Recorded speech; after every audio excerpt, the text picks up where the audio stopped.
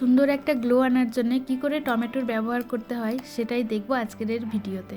তো প্রথমে দেখো, আর টমেটোটাকে হাফ করে কেটে নিয়েছি, আর এবার তার মধ্যে দিয়ে দিচ্ছি চিনি দিয়েছি স্ক্রাব করার জন্য। মুখটা প্রথমে আমরা স্ক্রাব করব যাতে মরা কোষগুলো উঠে যায় খুব সহজেই।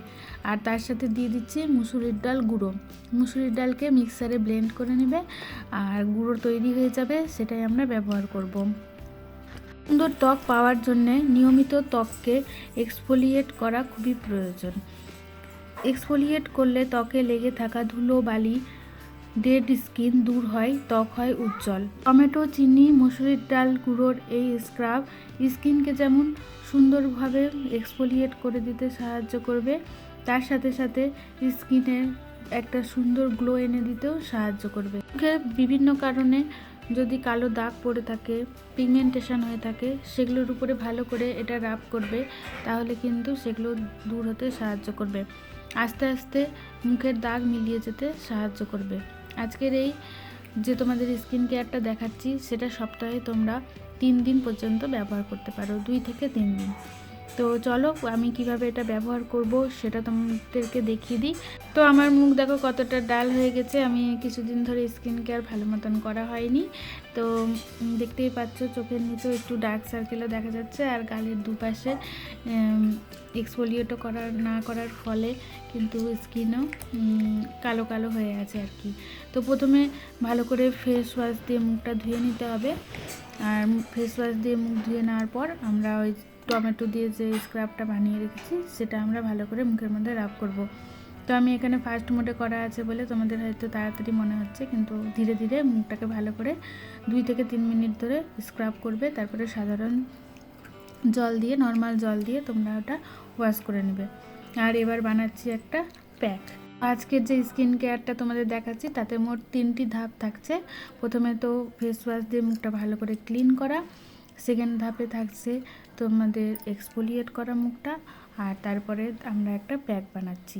তো এই প্যাকটার জন্য প্রথমে নিয়েছি কফি, আর তার সম পরিমাণে নিয়েছি মুলতানি মাটি, আর নিয়েছি হাফ চামচেরও একটু কম কস্তুরি হলুদ। এখানে কস্তুরি হলুদই ব্যবহার করার চেষ্টা করবে, নর্মাল রান্নার হলুদ কিন্তু মুখটাকে হলুদ করে দেয়, সেই জন্য আমরা কস্তুরি হলুদ ব্যবহার করারই চেষ্টা করি। তো এটা আমরা এবার ভালো করে মিশিয়ে নেব, আর এটা মেশানোর জন্য ব্যবহার করছি টমেটোর রস। তো আজকের প্রধান উপাদানই হচ্ছে আমাদের টমেটো স্কিন কেয়ারের জন্য। তো সেই জন্য কিন্তু শুধু টমেটোর রসটা দিয়েই আমরা পুরো প্যাকটা তৈরি করব। এক্সট্রাভাবে জল বা গোলাপ জল এগুলো দেওয়ার কোনোই দরকার নেই। তো ভালো করে এটা মিশিয়ে নিচ্ছি, এবার মুখে এটা ব্যবহার করব। আর তোমাদের একটা জিনিস মিস করে গেছি বলতে, যেটা যখন আমরা ফেস ওয়াশ করব, ফেস ওয়াশ করে মুখটা জল দিয়ে ধুয়ে নেবে, তারপরে কিন্তু মুখটা আর মুছবে না, মুখটা ভিজা ভিজাই থাকবে, তার উপরেই স্ক্রাবটা করার চেষ্টা করবে। কারণ শুকনো মুখে যদি করতে যাও স্ক্রাব, তাহলে কিন্তু মুখে অনেকটা ক্ষতি হতে পারে, স্কিনে স্ক্র্যাচ হতে পারে স্কিনের উপরে, সেই জন্য কিন্তু স্ক্রাবটা সবসময় ভিজে মুখে করা উচিত। তো আমি এটা 15 মিনিটের মতো। তো তোমরা যে কোনো প্যাক তৈরি করবে সেটা কিন্তু তোমরা হাতে পায়ে লাগিয়ে নিতে পারো, তাহলে তোমাদের মুখের সাথে সাথে হাতে পায়ের ত্বকগুলো ভালো থাকবে আর উজ্জ্বলও হবে।